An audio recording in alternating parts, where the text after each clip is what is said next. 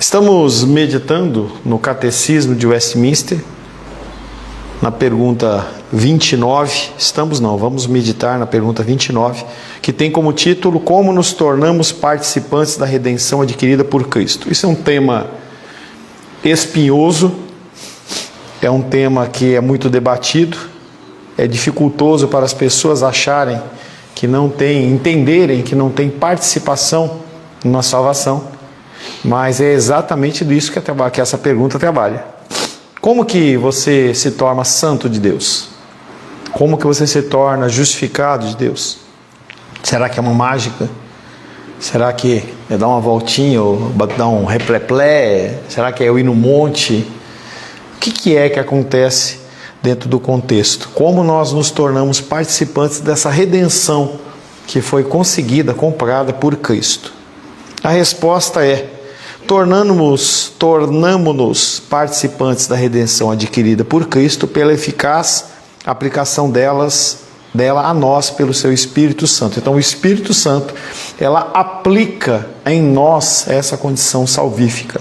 Aqueles que já fizeram discipulado comigo, já passaram por salvação, sabem que nós trabalhamos já o contexto do Ordo Salutis, em que mostra a condição da eleição, a condição do chamado, da conversão, regeneração, e todo esse processo ele é orquestrado pelo Espírito Santo, porque nós estávamos mortos nos nossos delitos e pecados, e pessoas mortas não interagem com pessoas vivas, a menos que haja uma força externa, exterior, que capacite a isso. Essa resposta nos ensina com clareza e decisão a doutrina da eterna predestinação, não só de homens, mas também de anjos. Quando nós pensamos na eleição divina ou a predestinação, nós não imaginamos muitas vezes a condição dos anjos, mas eles também estão nesse mesmo rol na condição da predestinação. A predestinação é um destino antecipado.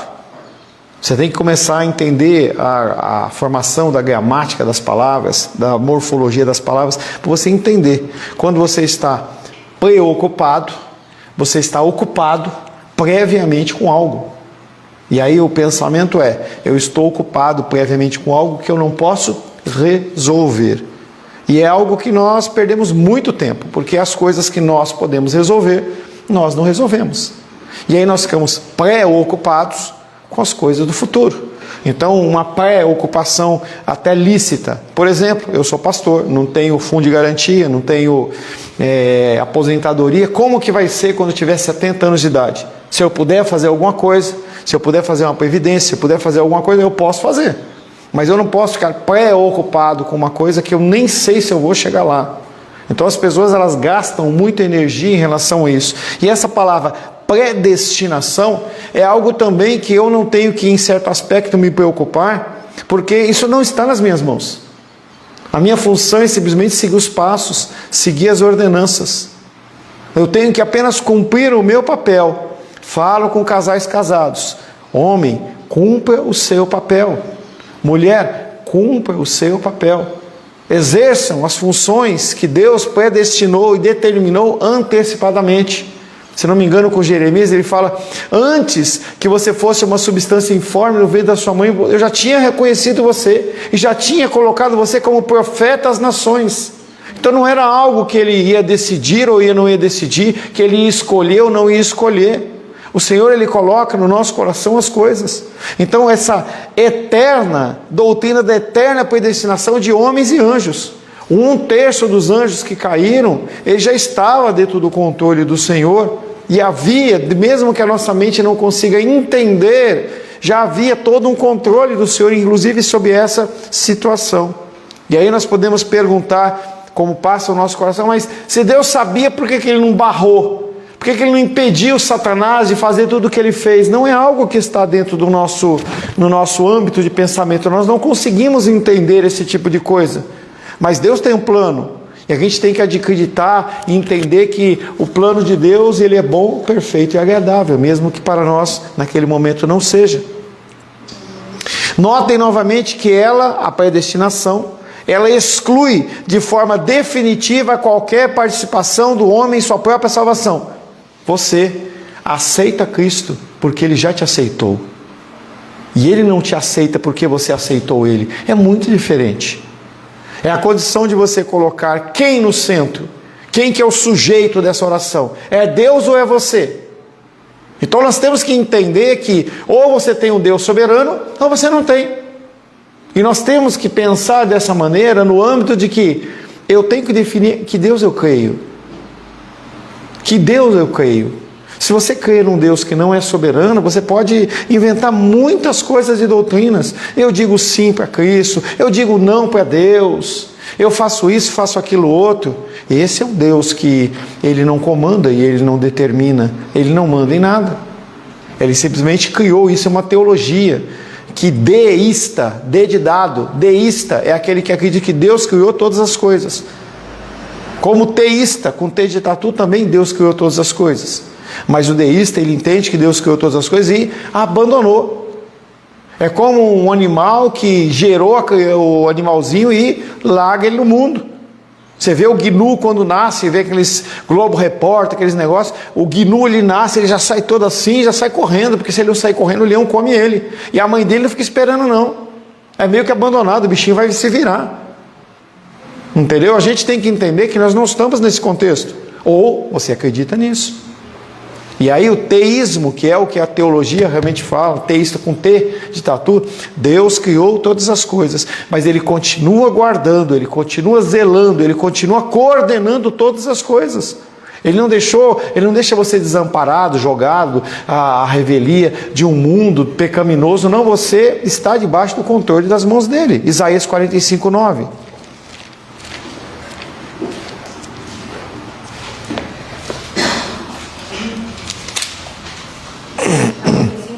45:9.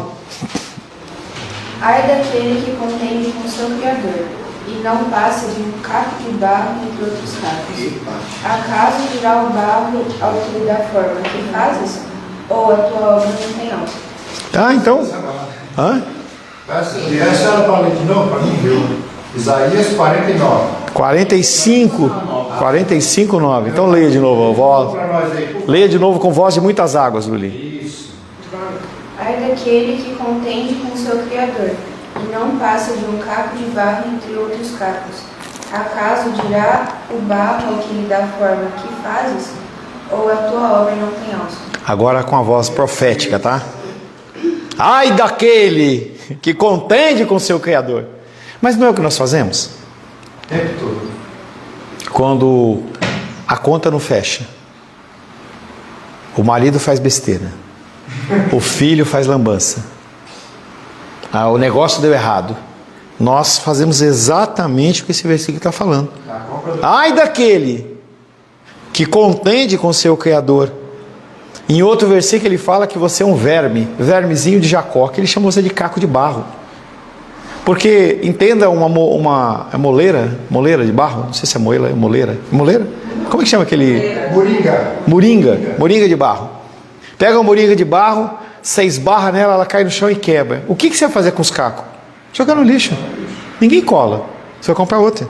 Ele está falando, você não passa de um caco de barro, entre outros cacos. Acaso dirá o barro ao que dá forma, ao que faz? Por que isso aconteceu comigo? Então, o Senhor está trazendo a condição de que Ele que comanda e Ele ordena. A manutenção da ordem universal, planetas, é que a gente não para imaginar, mas, planetas. O Sol, se ele se mover 1/10 de milésimo de milímetro em direção ao Sol, a vida na Terra acaba.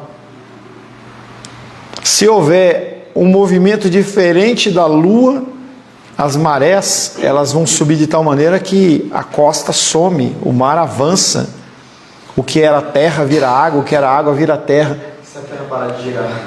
A Terra parar de girar? Agora os chineses estão criando um túnel para dizer que estão chegando lá, não sei se é verdade ou não, tem tantas historinhas, né? Para chegar lá no fundo, para encontrar o magma, encontrar algum negócio, os caras ficam procurando buraco para ver se encontram o inferno, aí ouve uns barulhos, entendeu? Não sei porque o cara quer ouvir o barulho do inferno, né? Mas, fale, Rô. Não, é porque o verso 10 fala assim, que me lembrou quando os filhos rebeldes dizem que eu não pedi para nascer. Ai daquele que diz ao pai, por que geras? E a mulher, por que dás à luz? Nós não estamos falando da Lully, tá? Senão fica aparecendo. Fala, Caio. E se até girar ao contrário? Não sei, cara. Sei não, tá? Então, a manutenção da ordem universal pressupõe uma série de acontecimentos previamente determinados. Caso contrário, essa ordem seria impossível. Se nós acordássemos hoje sem oxigênio, a gente morreria. A manutenção das árvores, transformando CO2 em oxigênio, tudo isso é ordenado e coordenado pelo nosso Deus. Deus tem um propósito definido com referência à existência e destino de tudo que Ele criou. E às vezes a gente olha para um bichinho e fala assim, para que Deus criou isso? Para que Deus criou o pernilongo, né? Para que Deus criou a mosca? Barata, rato. Entendeu? Saí com a Rô, estávamos andando, daqui a pouco, a Rô, entendeu? Para que Deus criou? Entendeu? Tudo tem um propósito, mesmo que a gente não saiba, não entenda. Entendeu? E aí um dia... Concorde. Concorde era um avião, né? Concorde, avião? Não. Essa ordem universal inclui um sistema único, a finalidade principal e os meios secundários para a execução do seu plano eterno, ou seja, como será feito. Então, tudo o que acontece como uma forma secundária do princípio principal, que é o cumprimento da vontade de Deus. Princípio principal. Tá? Então você confunde minha cabeça assim, entendeu? Então as coisas que acontecem, por exemplo, você bate o carro, caiu uma árvore, tudo isso são coisas que fazem parte de uma forma secundária para o cumprimento do plano principal ou primário de Deus. Nós não entendemos essa ligação. O budismo, ele tenta fazer essas ligações, ele fala assim, se uma borboleta, isso é uma teologia deles, se a borboleta bater asas mais forte lá na China, tem um furacão lá nos Estados Unidos. Apesar deles não entenderem e quererem criar uma condição mística, fazendo uma ligação de um planeta Terra como se fosse um órgão vivo, o pensamento deles, ele em princípio está certo, porque as coisas elas têm ligações, mas elas têm ligações não de uma forma aleatória, elas têm de uma forma pré-determinada pelo Senhor. Tito, já que você está cheio de gracinha, Rô, Tito, capítulo 3. Tito, capítulo 3, versos 5 e 6. Essa ordem universal, até ler de novo para dar tempo de ela achar. Essa ordem universal inclui um sistema único, a finalidade principal e os meios secundários para a execução do seu plano eterno, ou seja, como será feito. 5 e 6. Não por obras de justiça praticadas por nós, mas, segundo sua misericórdia, Ele nos salvou, mediante o lavar regenerador e renovador do Espírito Santo, que Ele derramou sobre nós ricamente, por meio de Jesus Cristo, nosso Senhor. Esses dois versículos... Oi? Nosso Salvador. Então esses dois versículos eles são divididos em duas ideias. A segunda ideia, ele vem falando sobre a soberania de Deus. Mas a primeira fala que não é por obras, não o meu agir. No verso 4, quando porém se manifestou a benignidade de Deus, a bondade, o agir de Deus sobre as nossas vidas, nosso Salvador e o seu amor para com todos, não por obras, não é pelo meu merecimento, não é pelo meu agir, não é pelo meu pensar, não é pelo tanto que eu oro, não é por nada disso. Não por obras de justiça praticada por nós, mas segundo a sua misericórdia, em Ele não imputar sobre a sua vida aquilo que você merecia, além de não dar o que você merecia, que era a misericórdia, Ele concede a você a graça. O homem é justificado pela redenção adquirida por Cristo. É Ele que comprou. Não é você que conquistou. Não é você que alcança. Você não tem participação. A cultura judaica, ela começa nessa condição. Eu aceito Cristo, mas tem que ter a circuncisão. Eu aceito Cristo, mas tem que ter o sacrifício do templo. Eu aceito Cristo, mas... O adventista fala, olha, é Cristo, beleza, mas tem que guardar o sábado. E aí as pessoas elas começam a inventar coisas como se fosse uma função acessória, porque o sacrifício de Cristo não é suficiente. Então, estava lá vendo, acho que foi o Gabriel Sampaio, ele compartilhou comigo uma oração que um pastor aí, nem vou falar o nome dele, Ele falou assim, porque Deus ele tinha que agir como no Antigo Testamento e quebrar a mandíbula do presidente, não sei o que e tal. E ele perguntou a mim, isso é certo? Eu falei, claro que não é. Nós temos que entender a olhar, nós temos que aprender a olhar o Antigo Testamento segundo a ótica do Novo Testamento, segundo a ótica do Espírito, porque a letra mata, o Espírito vivifica. Não é que o Antigo Testamento ele está obsoleto, mas tem que ser analisado segundo o Espírito Santo. Em nenhum lugar da palavra de Deus, Deus fala para você ir contra as autoridades. Por mais que eu não entenda, por mais que eu não aceite o presidente atual, eu tenho que entender que quem colocou ele lá foi Deus, não foi o diabo. Porque ele tem um plano de cumprimento. O Senhor está voltando. Para que o Senhor esteja voltando, o coração de muitos tem que se esfriar. E o Senhor ele vai coordenando a situação e as coisas de uma tal maneira para que esse cenário ele venha acontecer. Para que a gente possa despertar. A gente muitas vezes só acorda e desperta quando é sacudido. Quando alguém pega e fala, acorda! Aí você desperta. Senão você continua naquela mesma batida. É algo que quando eu estava lá na igreja antiga, um pastor ele falou assim depois, pastor Paulo, se você tivesse continuado naquela igreja, eu achava que você não ia ser crente, você não era crente. Mas Deus me arrancou daquela condição. Eu tinha um salário, tinha uma igreja com piso de granito, tinha 13º, 30 dias de férias. A gente não se preocupava com nada. Dava as férias, linha, ficava 30 dias fora. Tinha liberdade de fazer um monte de coisa. Deus ele arranca, por mais que tenha sido a dor do momento, ele prepara para que eu possa estar aqui hoje, eu possa fazendo o que eu estou fazendo. Senão eu estaria continuando fazendo as mesmas coisas. Inclusive eu acho que Deus aborta mesmo. Foi o que aconteceu com a gente lá. Deus o quê? Abortou. Aborto? Arrancou. Mas é isso que eu estou falando. Deus ele arrancou. Ele arranca. E às vezes na situação da sua vida ele pega e faz assim, acorda! Não é o homem nem a mulher fazendo, é o Deus fazendo. Sacode. E se ele precisa dar um chocalho forte em você, ele dá. É a condição do cara que teve um ataque cardíaco. Se você não der um choque nele lá de 150, 200, lá, a medida é Joule, e pegar aquele negócio, o corpo dá aquele pulo. Você acha que não dói aquilo? Deve doer pra caramba. Nunca passei, mas deve depois ficar uma dor muscular. É como se alguém desse um soco bem forte. Porque senão o cara não desperta. Precisa despertar, nós precisamos despertar. Os dias são maus. Nessa questão que o Gabriel perguntou, esses salmos, não sei se fala salmos, ainda hoje é atual de a gente fazer orações como essa, pedindo vingança, principalmente essas questões na política, por exemplo, pedindo vingança. Eu já respondi isso, Benise. Eu já respondi isso. Nós temos que sempre ler as Escrituras do Antigo Testamento à luz do Novo Testamento. Você tem que entender o que está se falando do Antigo Testamento e aí você interpretar. Eu não posso tirar um texto do contexto e falar, o Rainer me fez isso, eu vou lá porque a palavra de Deus está dizendo que é olho por olho, dente por dente, vou lá e vou matar ele. Não. A nossa moeda é o amor. Principalmente é Cristo. O nosso diálogo é amor. O nosso Messias, ele morre sendo justo. Morre independente da rebeldia das pessoas que estavam ali. A condição dele é essa. E nós temos que agir da mesma maneira. Se você lança uma palavra bruta contra alguém,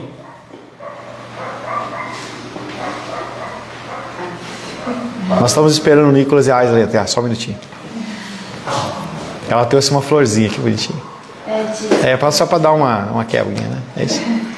Foi a gente orar. Pecador, viu? A gente orou. Entendeu? Então, o que eu estava falando? Espera aí, Felipe, calma. Você falou assim, se a gente dá uma palavra bruta. Ah, sim. A palavra branda acalma o furor. Se você traz uma palavra bruta, aquece a discussão. Então a gente tem que sempre pensar na condição de como Cristo faria. Felipe. Então, pastor, eu cheguei até ver esse vídeo, né? E a questão é, hoje, nos dias de hoje, orações pregatórias, elas não devem ser mais exercidas pela igreja, não no intuito da quebra-mandíbula, mas por sede de justiça, como nós vemos Davi orando, Senhor, o Senhor não está vendo o avanço da maldade, o Senhor não está vendo, e o interessante de orações pregatórias é que toda vez que você vai falar do outro, você vê que Davi fala, Senhor, Tu me sondas e me conheces. Aí ele vai indo lá. Canta aí, canta aí. Ele tem, hã? Tu me sondas. Isso, tu me sondas e me conheces. Aí ele começa a falar, mas os seus inimigos, isso aqui. Senhor, mas tu me sondas e me conheces. Entendendo que nós, apesar de sermos igreja, somos impuros e indignos, mas nós também deveríamos ter orações, não no sentido de falar e dar soco e nem nada, mas clamar por justiça e que Deus haja de uma forma, freie o mal, mesmo sabendo que o caminhão o trem está descarrilhando. A grande pergunta é: Davi, ele fez essa oração diante do povo ou sozinho? Ele estava no seu secreto com o Senhor. Entendi. Diante do Senhor. É como Josué. E Josué, quando os caras, quando ele foi lá atacar o povo de Ai, ele sofreu, ele rasga as roupas dele e fala um monte lá. Ele estava sozinho ou diante do povo? Quando você fala diante do povo, você está fazendo o quê? Estou murmurando contra Deus. Abacuque, quando falou, ele falou com Deus. Quando Davi falou, ele falou com Deus. Não impede de nós, como corpo de Cristo, fazermos uma oração, mas o objetivo nosso não é o objetivo de matar, destruir, não é esse, porque Deus, ele quer que todos se convertam. A palavra de Deus fala que todo ímpio se converta. Mas a oração, pelo menos dentro daquele recorte que foi colocado na internet, o cara estava querendo, era a ação como de Judas, como Zelote. Que Jesus, ele parasse o ministério dele de evangelismo e de cumprir a vontade do Pai, e ele fosse fazer o quê? Quebrasse o governo romano. E não ia fazer. A oração dele é a mesma oração de Judas. Mesma coisa. Tá? E eu conheço esse pastor, entendeu? Ele não é flor que se cheire, não. O homem é justificado pela redenção adquirida por Cristo e por Cristo somente. Nenhum homem será salvo por sua justiça. Nenhum homem ser humano. E nenhum homem tem a capacidade de decidir pela sua própria salvação. Apesar de que nós temos visto na sociedade hoje meninos de 3, 4 anos decidindo que vão mudar de sexo. E o pai não pode falar nada. E aí o cara lá vai lá e faz a operação. E mutila a criança. Seja transformando em homem, seja transformando em mulher. E nós estamos vivendo uma realidade cada vez mais próxima disso. Em que lá na Inglaterra, já falei para vocês, já tem uma lei. Se eu não mudar a minha nomenclatura em relação aos meus filhos em ideologia de gênero, eu vou ser preso. É isso que está vindo por aí. Ou você tem o cristianismo alicerçado na rocha, ou você cai.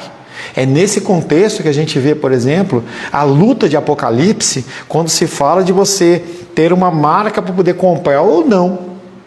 Entendeu? Porque a pessoa ela vai chegar na tua casa, na tua família, no teu comércio e vai falar assim, olha, ou você faz isso ou a gente fecha. E aí, como é que fica? Se você é uma pessoa que só está vivendo por seus trabalhos, por sua riqueza, para isso ou para aquilo, o que acontece? O seu cristianismo ele é fraco. Quando a pessoa vem com essa veemência sobre a sua vida, essa violência sobre a sua vida, você abre mão. Não sou cristão não. Ou então você é simplesmente um cristão nominal que atende os desígnios daquela pessoa. É por isso que, cada vez mais, ser cristão vai ser um motivo de sofrimento. É por isso que a gente bate tanto, para que você esteja preparado. Tenha sempre a igreja, cultos de dominical e cultos noturnos, da seguinte perspectiva: você está na guerra do Vietnã, naqueles filmes lá da década de 70, e você está indo para o combate contra os Vietcong, os Viet, não sei das quantas lá. Se você não tiver um bom treinamento, você morre. Essa é a pegada, entendeu? Enquanto as pessoas estão se preocupando com coisas externas, não que você não tenha que trabalhar, não que você não tenha que estudar, não é isso. Mas se você está preocupando só com coisas externas, no dia do combate você morre, você cai. Que é o que a gente tem visto, muitos cristãos caindo por terra. Nenhum homem será salvo por sua própria justiça, e nenhum homem tem a capacidade de decidir pela sua própria salvação. Somente Deus pode aplicar, através do Espírito, a redenção adquirida por Cristo. Cristo cumpre o papel e o Espírito Santo ele aplica. Então, no mundo nosso normal, você tem uma dívida lá na Casa Bahia, teu nome está protestado. Alguém foi lá e pagou, Jesus Cristo. Mas se não for tirado no cartório o Espírito Santo, você continua morto. Nós precisamos da interação dessa dupla função. Deus Pai determina quem é, Espírito Jesus Cristo, ele vai lá e resgata você, e o Espírito Santo vem e aplica a salvação sobre a sua vida. João capítulo 1, versos 12 e 13, Aisla.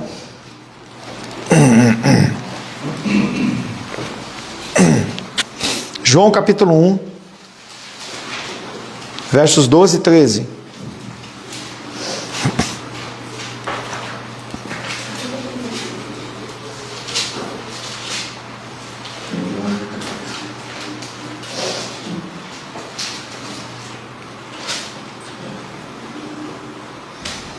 Mas a todos quantos o receberam, deu-lhes o poder de serem feitos filhos de Deus, a saber, aos que creem no seu nome, os quais não nasceram do sangue, nem da vontade da carne, nem da vontade do homem, mas a de Deus. Se você ficar apenas no verso 12, fica parecendo que você escolhe a tua salvação.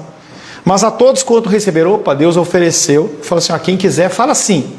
Mas a todos quanto receberam, deu-lhes o poder de serem feitos filhos de Deus, a saber, aos que creem no seu nome. Só que não é ponto, é ponto e vírgula. É uma pausa para entrar um novo raciocínio, que vem. Quem são esses que receberam? Quem são eles que creram? Os que não nasceram do sangue, nem nasceram da vontade da carne, ou seja, não é o meu desejo, mas da vontade, nem da vontade do homem, mas de Deus. É Deus que está fazendo.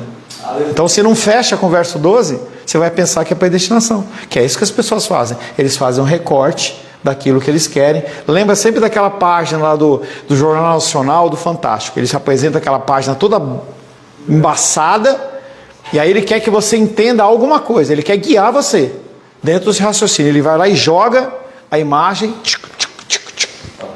Tem um versículo que diz assim: aquele que primeiro apresenta o seu pleito, justo lhe parece. Nicolas e Felipe têm um problema. Chegam a Vânia e falam: olha, nós estamos com um problema. Mas o Nicolas foi lá e falou primeiro para a Vânia. A Vânia vai ser induzida a achar que o Nicolas está certo. Esse é o que a Bíblia está falando. Então a gente tem que tomar cuidado. Pode-se observar nesse trecho: deu-lhes o poder de serem feitos filhos de Deus. Ou seja, esse poder ele é dado, ele é gratuito. Não foi conquistado, não foi merecido, não foi comprado. Essa é a obra da graça de Deus. E finalmente a próxima afirmação definitiva é Efésios 2:8.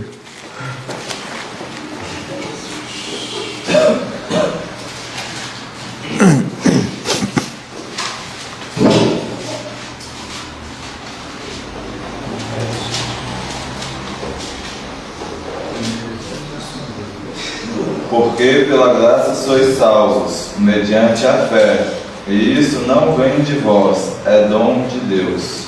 Nicolas, é pela graça que você é salvo, mediante a fé. Isso não vem de você, não é você que escolheu, não é o seu desejo, não é a sua vontade, é dom de Deus, é dado pelo Senhor, não é eu que escolho, é Ele que dá.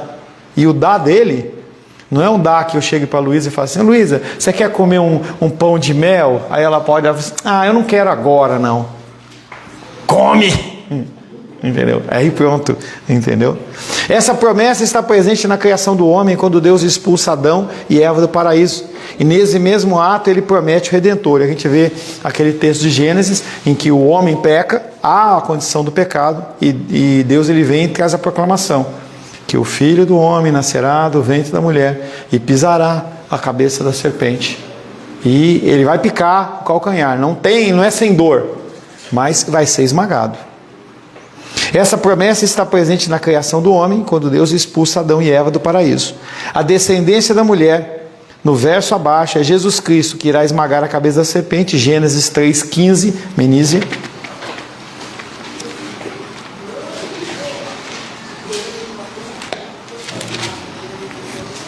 Porém, inimizade entre ti e a mulher, entre a tua descendência e o seu descendente. Este ferirá a cabeça e tu ferirás o calcanhar. Porém, inimizade entre ti e a mulher. Ti quem, Menísia? Entre ti e a mulher. Quem é o ti? É o mal. Satanás. Porém, inimizade entre Satanás e a mulher. Entre a descendência da mulher, a bendita, e a descendência de Satanás. São os filhos do mal. Ainda no Antigo Testamento, Deus revela em Oséias o seu amor imerecido ao seu povo. Vemos nesse verso que a misericórdia de Deus tem origem nele mesmo, sendo que ele aplica essa salvação de forma unilateral e incondicional nos pecadores justificados. Oséias, ele é um homem, profeta de Deus, e Deus vai exemplificar a esposa prostituta que sou eu e você, e o povo de Israel diante de Deus.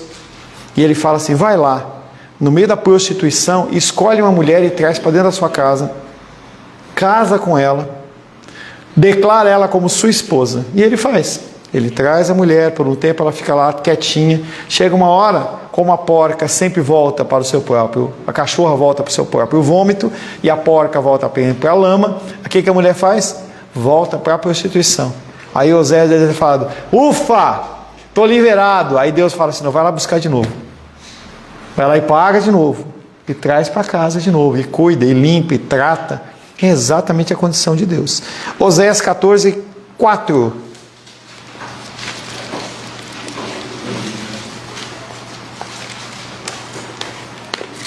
Ixi, agora até eu esqueci onde é Oséias agora.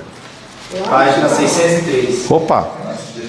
604. Depois de Daniel. Oséias capítulo 14, verso 4. É o Caio, hein? Não. Já foi? Já foi. Menícia? Já foi. Rafael Caio. 14, 4.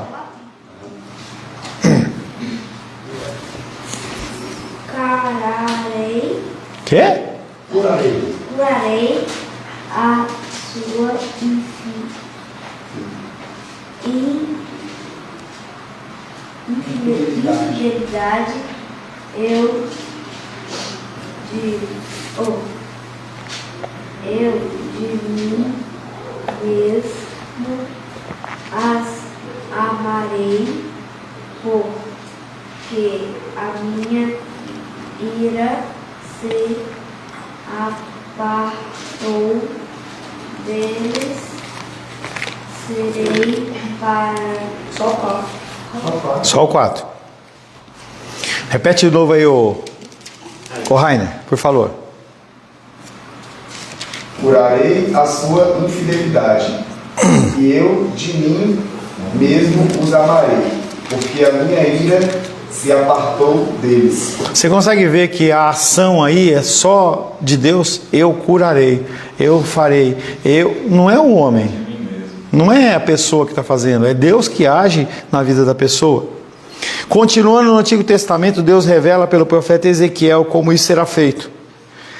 Ezequiel 36, 26 e 27. 36, 26 e 27. Como é que Deus vai fazer essa cura? Como é que Ele vai fazer essa transformação, essa mudança no coração das pessoas? 36, 26 e 27. Agora tem que falar a página para ele. 577. Isso, 577. Sua espirro? Ezequiel quanto? 36. 26 e 27. Dar-vos-ei o coração novo, e porei dentro de vós o espírito novo.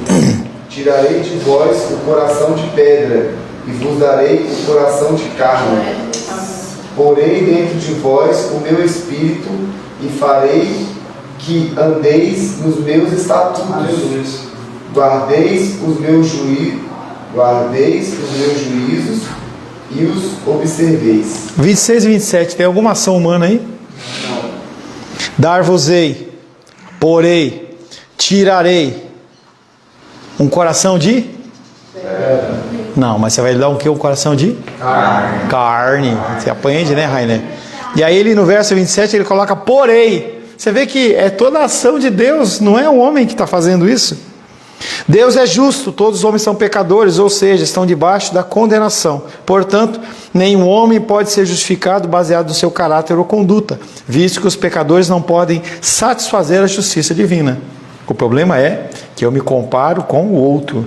Eu olho para o pecado do Rafael e falo assim, eu sou melhor que ele, então eu sou mais justo que ele. E o raciocínio nunca é o homem, mas sempre é Jesus Cristo, sempre é Cristo.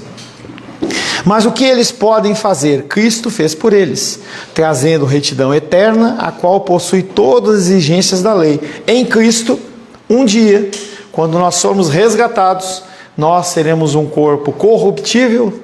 Não, nós vamos ser um corpo incorruptível, ou seja, nós vamos ser adequados a 100% da lei. Nós vamos conseguir cumprir a lei de uma forma plena, porque nós seremos como Cristo. Todo aquele que Deus justifica e salva, renuncia à sua própria justiça e confia unicamente na justiça de Cristo. Isso é um procedimento que demora toda uma vida. É algo que eu falo para os irmãos e irmãs. Nós estamos num processo. Processo quer dizer que tem altos e baixos. Momentos de cura, momentos de dor. Momentos de você andar com a cabeça erguida e momentos em que você está com a cabeça baixada. Às vezes até prostrado no chão. Você estar num processo não quer dizer que você está liberto de. Esse processo só se finda na morte de Cristo ou o toque da trombeta em que nós vamos alcançar os céus. Fora isso, nós não vamos estar. Então, aquilo que eu falo sempre para os casais. O que você pode esperar dele? Isso. Ai, pastor, não vou casar. Não casa, você tem expectativa. É algo que eu e Rosângela temos trabalhado bastante. É contexto de você ter uma previsão de algo, você ter uma expectativa de algo, e aí a coisa não se concretiza porque a pessoa ela é humana, e aí você se frustra. Aí geram as discussões e as brigas. A justificação do pecador no tempo é conhecida como o novo nascimento. Esse nascimento caracteriza uma nova vida, que não é uma figura de linguagem, mas um nascimento tão real como pode ser chamado da primeira ressurreição, Apocalipse 26. Não é 26, porque não tem, né? Ô Diácono, é você, cara, acorda aí.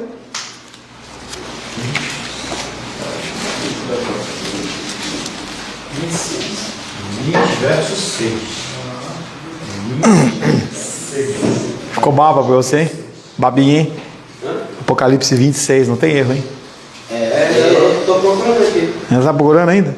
Ainda? Nós temos que fazer um tempo naquela musiquinha para ver, para o povo achar os livros.